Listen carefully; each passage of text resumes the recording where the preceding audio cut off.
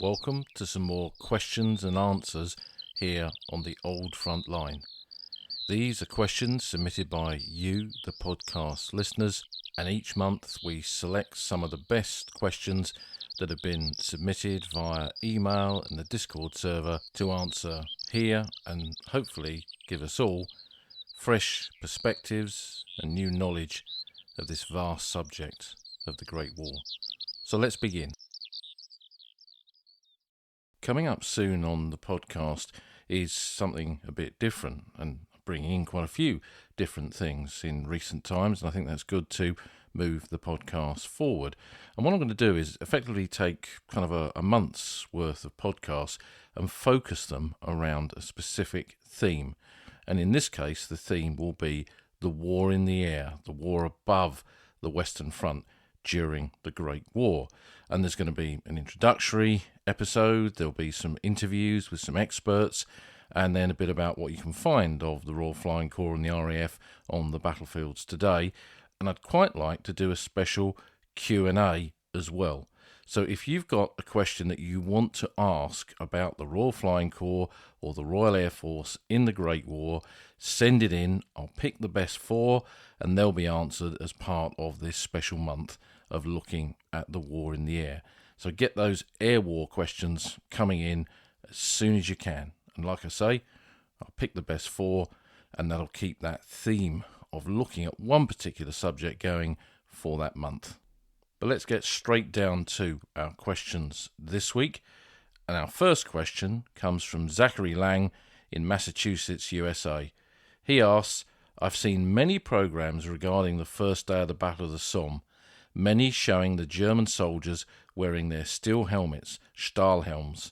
From what I've read, I suspect not many Germans had received this bit of kit by July the 1st. Do you know how prevalent its usage was in the early weeks of that great battle, and what was the typical headgear used by the defenders in that crucial campaign in 1916?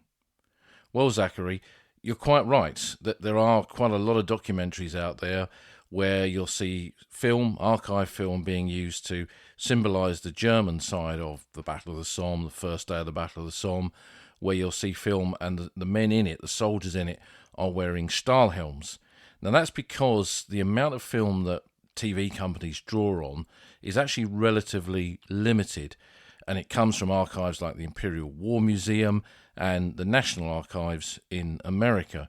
And in particular with America, a lot of that film was stuff that was actually captured in the Second World War by American units entering Nazi Germany, who cleared out huge collections of newsreels, which included recent stuff from that conflict, but also material from the First World War. And a lot of the material that exists, the good material, seems to always show German soldiers with Stahlhelms on. Now that's a kind of national military characteristic that emerges from the First World War, but we more commonly see with soldiers in World War II. And I think when it comes to making documentaries, documentary makers probably focus on that kind of imagery, because if you show some film of some soldiers in Stahlhelm, steel helmets like that, then everyone knows that they're Germans. Now, the truth of the battle on the first day of the Battle of the Somme, the 1st of July 1916, was that probably very few German soldiers had Stahlhelms. I almost said probably none of them did. And my own opinion would be that that was probably much nearer the truth, because by that opening stage of the Battle of the Somme, only tens of thousands of Stahlhelms had actually been produced. Officially, this was the M1916 Stahlhelm, designed to protect German soldiers and to replace what we would call the Pickelhaube, which was often also called the Lederhelm, the leather helmet, which was the pre-war helmet that German soldiers wore, made from leather with brass fittings and that famous spike, although there were variations of that. In the artillery, they wore a ball mounted on that feature, for example. So that kind of helmet was a pre-war bit of kit that in the early battles, particularly once trench warfare began, that kind of helmet, a leather helmet perched on the top of someone's head, was redundant. And a Stahlhelm, just like the adaptation of steel helmets in the French and then the British forces, was something that was really essential to allow soldiers to survive the experience of trench warfare, with shells going off above positions and causing casualties to the men below. But the Germans were planning a major offensive in that early part of 1916, which was the Battle of Verdun. And in that battle, a decision was made that the assault troops in the leading waves would all have the new Stahlhelm. So the focus was on issuing the Stahlhelms to those units that would fight in that opening stage of the offensive there in the Meuse at Verdun. And I think only about 30 or 40,000 of these helmets were available for that early phase of the fighting at Verdun, and that kind of prioritisation of the Stahlhelms to troops there seems to have continued. So when we look at the German units that were occupying the Somme front, from Gommecourt down to Montauban in the French sector, I don't think that they were on the kind of top of the list for the reception of these Stahlhelms. And when you look at the unit history, so I've got the unit history of the 119th Reserve Infantry Regiment, which was the unit that defended Beaumont Hamel and Hawthorne Ridge and the positions in front of the Sunken Lane in that northern part of the Somme battlefield. And when we look at some of the contemporary images of their troops in the front line area leading up to the Battle of the Somme, they've all got pickelhaubers. Many of them have removed the spike and put a cloth cover over the helmet to stop the sun reflecting on the brass fittings, but they don't have Stahlhelms. And over the years of collecting images of German soldiers on the Somme front, I have only rarely seen images of Germans with Stahlhelms taken during the 1916 Battle of the Somme. So in terms of the 1st of July battle, I think very few, if any, actually had Stahlhelms. When we look at the pictures of captured German soldiers wearing these in the early phase of the Somme battle, it seems to be actions where they're units that were brought in after the fighting of the 1st of July, or in sectors where helmets had been issued not to every soldier but as trench stores. This seems to be the more common practice. So the Germans don't really have enough Stahlhelms to give to every single soldier. Of the millions of German soldiers that are holding all 450 miles of the Western Front, so they issue them in penny packets, as the British would call it, where the Stahlhelms are sent into a frontline area and they become trench stores, which units going to and from those trench systems hand over and retain for the use in the trenches to units coming and going. And Ernst Junger talks about this in Storm of Steel. So as he's coming up in September 1916 to take over the positions near to the village of Guillemont, they're marching up with the men wearing Feldmutzers. These are the kind of German soft caps, or the Pickelhaube. And when they get into the line, the unit they're relieving, they've got Stahlhelms, and they hand their Stahlhelms over to Junger's Hanoverians, and they wear them when they're in the forward zone of the battlefield. And by the end of 1916, although over 1 million Stahlhelms had been made and issued to German soldiers on the front line, again, it still wasn't enough for every single soldier. So probably throughout the Battle of the Somme, unit after Allied unit that encountered the Germans overran positions, captured German soldiers. The vast majority of the men they took were wearing Pickelhaubers. And you see again in some of the early images of the Battle of the Somme, where units have gone into battle in some of the areas where there's been some success and have captured a German position, there are quite a few famous photographs of British Tommies holding up Pickelhaubers with the spike and the badges of Bavarian or Württemberg soldiers or Prussians or whatever it is, proudly displaying these souvenirs, which were much sought after. And really, it would be well into 1917, at the time of the British assault at Arras or the French fighting on the Chemin des Dames, that the vast majority of German soldiers by that stage of the war were now issued with Stahlhelms, and they were not just part of trench stores, they were part of a soldier's kit.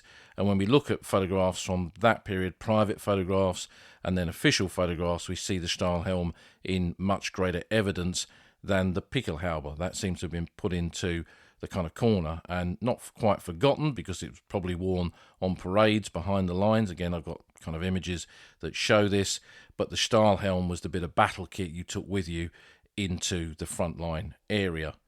And probably by the end of the war, particularly as that was a period in which a large number of new conscripts came into the German army, and the army was swelled in terms of numbers to cope with the fighting on the Western Front, and then all those men were brought from Russia in 1918 to come and fight in the West, when Stahlhelms would certainly have been issued to them for the fighting on the Western Front. They may not have had them on the Eastern Front. I'm not honestly sure how prevalent they were there. Any Stahlhelm experts listening to this perhaps can contact us. But I think the greatest symbolism of the Stahlhelm as part of the German soldier's identity is what makes it kind of an everlasting symbol of frontline service for German soldiers in the Great War. And you see this reflected in the books that were published in the 1920s and 30s, and that symbol of the Stahlhelm used on quite a lot of those, and you see it most definitely on war memorials right across Germany, where the Stahlhelm is a central feature on many German local war memorials listing the local dead. So while the first day of the Battle of the Somme was part of that transition period from just assault troops and machine gunners and sentries, those kind of people being issued with the Stahlhelms initially, by the end of the Battle of the Somme, you're seeing a kind of shift towards them being not just trench doors, but rapidly becoming part of a soldier's everyday kit used on the front line. A footnote to the Great War, perhaps, but certainly an interesting one. And thank you, Zachary, for that question. So let's move on to question number 2, which comes from Ryan Alder. Ryan asks, you often mention the criss-cross paths of the Great War and the Second World War. How did Great War veterans feel about the Second World War? Well, obviously I can't speak for all Great War veterans, nor all Second World War veterans. But when we read the accounts of men who served in the Great War that went on to experience another conflict just a generation later, many of whom had sons or daughters involved in it, then we see how sad they were to see that the sacrifice of the Great War wasn't entirely in vain, but within 2 decades, Europe was at war once more with the same enemies. In fact, enemies on an even greater scale, and in some ways much more of a world war in World War II than in the Great War. Now, if I look back on the veterans that I interviewed in the 1980s and 90s, the vast majority of them did go on to serve in the Second World War. Most of them probably, from what I recall, in the Home Guard or as ARP wardens, because they were slightly too old or slightly unfit or not fit enough to really properly serve again. But some did go on to serve. So Malcolm Vivian, who I often talk about in this podcast, who'd been a gunner officer on the Western Front in the First World War, he rejoined the Royal Artillery in 1939. He was managing all of the Joe Lyons T-bars in London at that point, and he got permission from Joe Lyons to re-enlist, and he joined the Gunners again, and he was put in charge of the anti-aircraft defences along the Suez Canal until he got sick about 2 or 3 years into the war, and then was sent home and discharged. Jimmy Lovegrove, who'd been an infantry officer on the Western Front with the 2nd 4th South Lancs, and a very young officer at that, who'd been wounded in one of the attacks on the Hindenburg Line in 1918. He ended up in the Pioneer Corps. George Butler, who's that regular soldier, underage Tommy, joined the army before the Great War, age 12, went across in 1915 with the Lancashire Fusiliers, and then joined the Machine Gun Corps.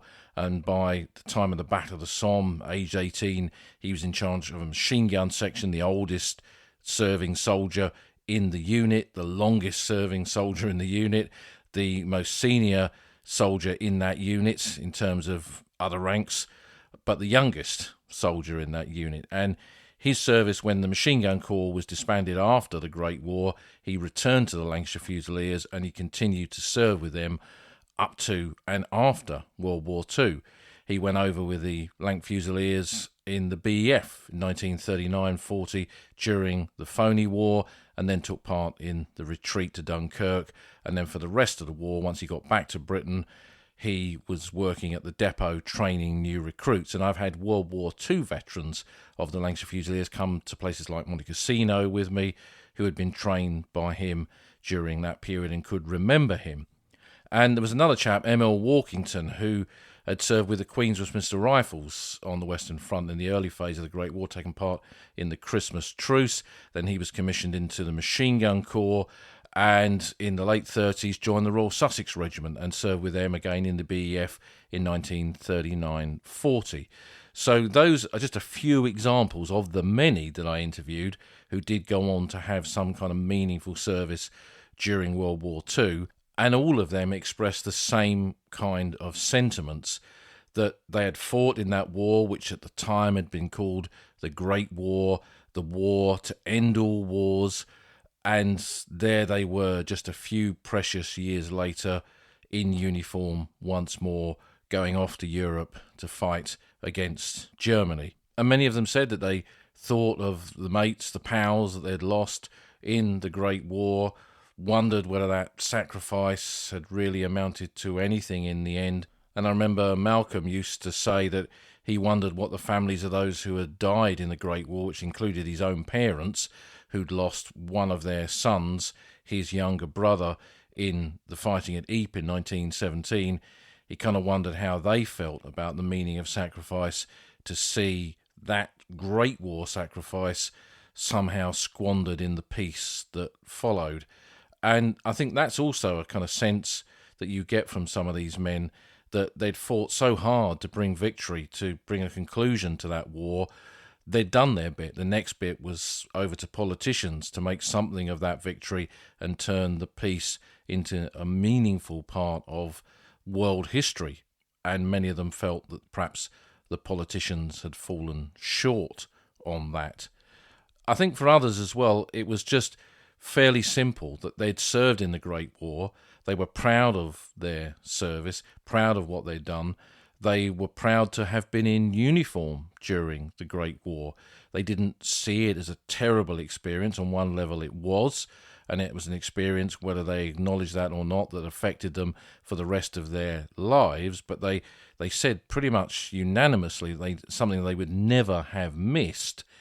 And when it came to serving again, there wasn't really much conscious thought involved in that. That was what they did. That's what duty meant. They'd served king and country in the Great War, and now, 20 years later, as Britain's about to go to war again, I think, as Jimmy Lovegrove said, it went without question that we would serve. There was no question about it. Of course we were going to be in uniform. Of course we were going to be doing our bit, just as we'd done our bit in the Great War.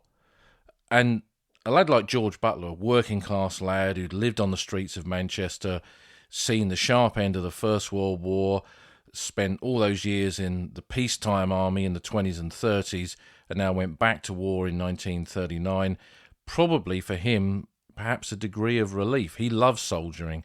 He was a warrior, really, not just a soldier, a man who lived and thrived in the army, perhaps even lived and thrived on the battlefield.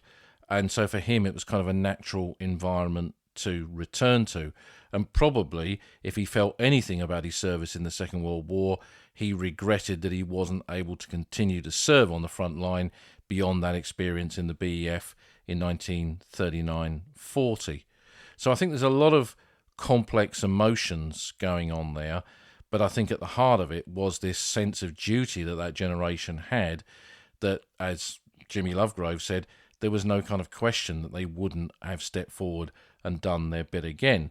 Now, having said that, I do know that there were quite a few examples, and this is something that was very common in that 1930s period, when there was a great polarisation of political ideas and identity, that some men who had served in the Great War and some women who had served in the Great War turned to organisations like the Peace Pledge Union. They were against war. Vera Brittain is a very, very good example of that, who had seen her brother killed in the Great War, her fiancé, and just about every man that she'd ever cared for had fallen in that conflict. She'd married a very badly wounded veteran, and so the kind of shadow of the Great War went right across her life, and many people like her did not want to see that repeated a generation later. So they turned to peace organisations, of which there were several examples, to try and push that message of peace. It's not the same as appeasement. These were people who felt that war was wrong. And then, when the war did break out and it was clear that Hitler and the Nazis were perhaps even more of an identifiable enemy, not just to Britain, to the whole of mankind in 1939-40, despite their feelings about peace, despite their feelings about war, many did go on to serve as conscientious objectors. So there's a whole plethora of emotions and ideas here. And like I say, I can't speak for an entire generation or multiple generations. But I guess one of the hardest things perhaps to have been would have been a Great War veteran who'd survived, seen his mates killed, perhaps even named some of his children after those mates, and then seen those children march off to war and not come back. There are so many people whose memoirs of the Great War that I've read that I've subsequently discovered lost sons in the Second World War. How would that have made you feel? It's perhaps almost unimaginable. And I'll give you a bit of an example. There's a chap called Lancelot Spicer, who was an officer in the 9th Battalion King's Own Yorkshire Line Infantry, and he was awarded the DSO and MC for gallantry in the Great War. He was in that battalion that on the eve of the Battle of the Somme made that famous toast, "When the barrage lifts," and he wrote a collection of his letters that was subsequently published. Now, Spicer's quite an unusual name, and on one of my early trips to Anzio, following my dad's war around that part of the Second World War battlefields, I went into the Beachhead Cemetery at Anzio, and there's quite a lot of men from the King's Own Yorkshire Line Infantry in there. They had a battalion at Anzio, and when I was looking along one of the rows, I saw a Lieutenant Spicer, and that kind of connection between the regiment and the name made me stop and pause. And when I looked him up in the register, he was the son of Lancelot Spicer. So that man who'd served in the Great War, published his letters, told that story about when the barrage lifts, had lost his son at Anzio in a kind of trench warfare on that part of the Italian campaign battlefields in World War II, and then went on to publish his son's letters of his experience in Tunisia, North Africa, and then in the Italian campaign. So just like you kind of hint at the beginning of your question there, Ryan, this is all part of those criss-cross pathways that link the Great War with the Second Great War, World War II. And I'm sure over time all of us will discover more, and it's all part of the fascination of that subject and things that I guess make us stop and think about the meaning of sacrifice as it stretches across those two great conflicts. So fantastic question, Ryan. Thank you. Question number 3 comes from John from California, and this was sent in on fan mail, which is a little thing where you can fill in a little form, I think, on the Buzzsprout website, and it sends me a kind of text message, but I don't see your number, and unless you put your name on there like John did, I don't know who you are or where you're from. So John asks, I have a question you may be able to address. My grandfather served in the Royal Garrison Artillery at Ypres in 1917. An uncle told me that he'd heard my grandfather talking about his experiences when he told the story that one day he was called in to see his commanding officer. There in the office was a young local woman and her father who accused my grandfather of getting her pregnant. The upshot was that my grandfather was quickly moved to another unit. I often think of that young woman and can only imagine that this was quite common. Do you know how such women and children were treated after the war? Were records kept? Were British soldiers ever required to financially support their illegitimate kids? And P.S., how do I find out about the tours you lead? Well, John, thanks for this question. I mean, this is a really interesting subject. We've got to remember that when soldiers are in a war, on active service, away from the trenches, with money in their pocket, and perhaps a sense of the limitations of their life expectancy, they are going to find young women and have relations with them, whether they're meaningful relations or perhaps less meaningful. And this could easily, and did easily, lead to a lot of young women falling pregnant in the areas behind the front line of the Western Front, and British soldiers being responsible for that. it was something that I think the army found very difficult to control. There was no way really to stop it or control it. You could lecture soldiers about all kinds of aspects of sexual health. Whether they followed that advice was a very different subject indeed. And that would have led to exactly the kind of situation that you describe. And it was a time in which women's rights were really fairly minimal. So a young woman having fallen pregnant by a British Tommy, being presented to the commanding officer of a unit by her father, and the father expecting some kind of justice, probably would have been given short shrift, shown the door, and the soldier moved on somewhere else. And probably no contact between that soldier and that family ever again. And I wonder how many soldiers left behind that kind of situation during their period of service on the Western Front. Some going back home, perhaps to wives and girlfriends or fiancés, and then perhaps marrying after the war, but knowing in the back of their mind there was another family, perhaps, that they'd had to completely ignore. Again, how would soldiers deal with that element of their experience? An interesting question to which I really don't have an answer. But I do remember an old friend of mine, Keith Quabell, who's one of our team of battlefield guides. He's retired from guiding now, and he went in the 1970s with a lot of veterans to the Great War battlefields. And he once told me a story that as he was taking them in a minibus up towards the Somme, somewhere like that around Arras, and he went through a whole series of villages before the motorways were constructed, and he thought, well, we better stop so the old boys can have a drink and go to the loo. And he was coming up to this village, and he said, we're going to stop at this next village.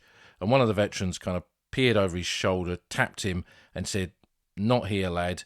I left issue here back in the Great War. And what he meant was, of course, that he perhaps fathered a child there, and he was going to turn up, and all of the family members would come out, recognise him somehow. I mean, it's an incredulous situation and probably would not have happened, but in the back of his mind was this worry that somehow as an old man he'd be recognised and to be called to account for what he'd done all those decades before, and left behind that son or daughter who he'd never known and who had never known him.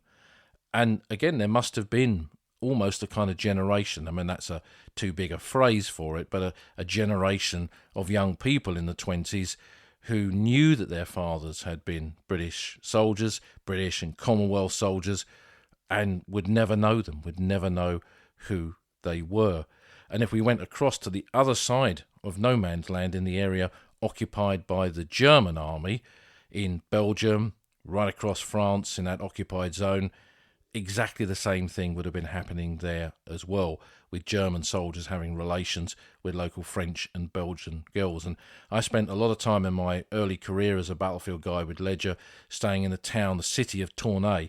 Got to know a lot of people there, and that was a big billeting area for German troops, and quite a few of them used to boast how they were related to German soldiers who had served there during the Great War and had never returned, and their grandmother had been a single parent for all that time and had brought up their father or their mother.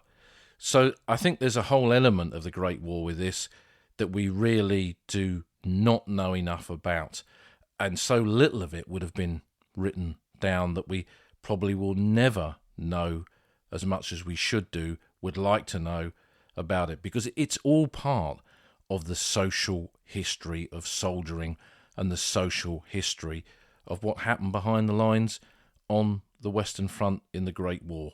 Now, the part two of your question was about how do you find out about the tours that I lead. Well, I did a live stream recently with Al Murray and James Holland looking at the Second World War and the tours that we do with Ledger, with Ben Main and many of our team of World War II guides discussing the World War II tours. And I spoke about on there how these days, because of my position as the kind of product manager of battlefields, I spend more time guiding a desk than I do a coach. I still do 10 or 12 tours a year, but different to the 40 plus tours that I was doing 10 years ago. So you can find all of the tours that I'm involved in on the Ledger Holidays website. And I'll put a link to that in the show notes for those who are interested. There's a big team of guys that work with me, and all of them, like me, like you listening to this podcast, they are fascinated, they are passionate about their aspects of military history. And some of them do both the First and the Second World War, some do Waterloo as well. But the key element to it is their passion for the subject and their ability to talk about that subject, quite complex subjects, in a meaningful and understandable way and put that across to a group. So what I'm saying is, if you ever travel on a Ledger Battlefield tour, you may not get me, but you're going to get one of the other guides who will give you just as good an experience. So if you were looking at battlefield tours, there's many companies out there. By no means are we the only ones doing it. But in terms of what I do, I only do tours through Ledger. And one that I do every year, which I always enjoy, is walking the battlefields in Flanders with my old friend Dr. Victoria Humphreys. And we do a double act where I do the kind of historical side and she does more of the writing and the poetry. And we look at lots of different angles and layers of First World War history. Anyway, this is not an advert for just the tours, but you asked, and there's your answer. So John from California, thanks for your fantastic questions, and I would love to do an entire episode on the main substance of your question, looking at those children that came about as a consequence of relations between young women behind the front and soldiers who were returning from the front line. But if only there was an expert out there. If anyone knows one, then get in touch. So on to our fourth and final question, which comes from John Benniker, and he asks, I'm busy watching your old Frontline podcast event live from the Arras Memorial and saw you walking towards the grave of Major Sinclair. This made me think, on which side of the headstone is the actual graves of the soldiers? I've not yet been so privileged to visit a First World War cemetery, but from what I've seen on videos and photographs, there seems to be no outline of the actual grave, only the rows and rows of headstones, as seen in the videos. Aren't we walking over their graves? Isn't it disrespectful? Or what was the thinking behind the design of the war cemeteries? Well, you come to an essential point there, John, about how these cemeteries were constructed. There were hundreds, if not thousands of them across just the British and Commonwealth sector of the Western Front, some of them tiny collections of graves, others much bigger cemeteries. The vast majority of the smaller burial sites were closed and moved into what were called concentration cemeteries, creating these nice, neat rows that we see in the modern photographs and videos of cemeteries on the Western Front. And even during the war itself, cemeteries were constructed in an orderly way if they were away from the battlefront slightly, which the Faubourg-Damiens cemetery, which features in the video that you mentioned, which is on our YouTube channel, that is a good example of this as well. And you are quite right that the headstone sits, just as it suggests, at the head of the grave. And if the soldier is lying there, his head is resting close to where that headstone is, and the rest of him lays beneath where we stand. So we are walking over their graves. It's different to a civilian cemetery where that grave is outlined by a curbstone or by a structure or a feature or whatever it is. The decision with military graves was that they would be marked with a headstone, and then there would be earth and grass laid on top, and it would then be constructed, made permanent, to look like an English garden with all the plants and flowers that would be placed amongst the headstones and in the rows and in the cemetery more widely. And no direct consideration was given to this idea of walking on graves. And in some respects, when we walk over a grave, I spoke about how, imagine a soldier laying there with his head towards the headstone of the grave and his body lying beneath you. The sad reality of trench warfare was that to bury the complete remains of a soldier was perhaps often very rare. I remember a veteran that I interviewed who was in a trench at Ypres when they got heavily bombarded. He was in the zig and the zag of a trench, the crenellation of the trench, the bays as they were called. He was in one bay, his mate was in the other, and shells came down, direct hit on his mate. All that was left of him was his two army boots with his feet in them and smoke coming out of the boots. That was all that was left of that soldier. So what he did is he took his mate's boots with his feet in, popped them in a sandbag, and when they were relieved and went out the line, he stopped at a soldier's cemetery just behind the front, dug a little grave, put the boots and the feet in that grave, covered it over, put up a cross with his name on and wrote to his mother and said, "Sorry to tell you that your son was killed in action, shot through the heart, died at once, suffered no pain." He couldn't tell her the reality of what had happened to him. And he read popular newspapers throughout his life, and he picked up a supplement in the 1920s, 30s, which showed the construction of the war cemeteries, which he said made him kind of giggle, really, kind of smile, because he saw these beautiful cemeteries constructed, and no doubt the families of those who were buried there thought that they were lying in repose underneath with their arms on their chest. And he thought back to the lad who he'd buried, which all that remained of him was his 2 feet in his army boots. So if we could, and not that we should, somehow archaeologically scan these cemeteries, I think, as I've seen with archaeology and the recovery of human remains, would see a very different picture and see how fragmentary many of these burials will be. But I think the essential idea behind the cemeteries to create this memorial garden of which the headstones were the central point of remembrance for individual soldiers, the whole consideration to walking over graves and curbstones for graves just wasn't even considered. And I think it was a right decision because it turned them into what they are now, very much part of the landscape, these incredible, beautiful gardens of remembrance, which I hope that you will get a chance, John, to go and visit sometime soon, and you will be moved, you will be affected, your life will be changed by visiting a cemetery like this. There's no doubt about that, and I think you'll take a lot away from it once you have actually seen them, and I hope that's going to happen for you sometime soon. So that's a great question, John, and that's where we draw this episode of the questions and answers to a conclusion. Don't forget, think about those questions for the War in the Air on the Royal Flying Corps and the Royal Air Force. Send those in for a special edition of the Q&As.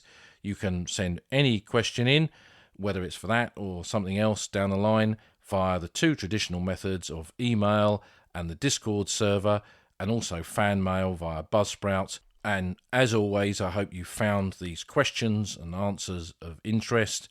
See you again soon for some more Q&As here on the Old Front Line.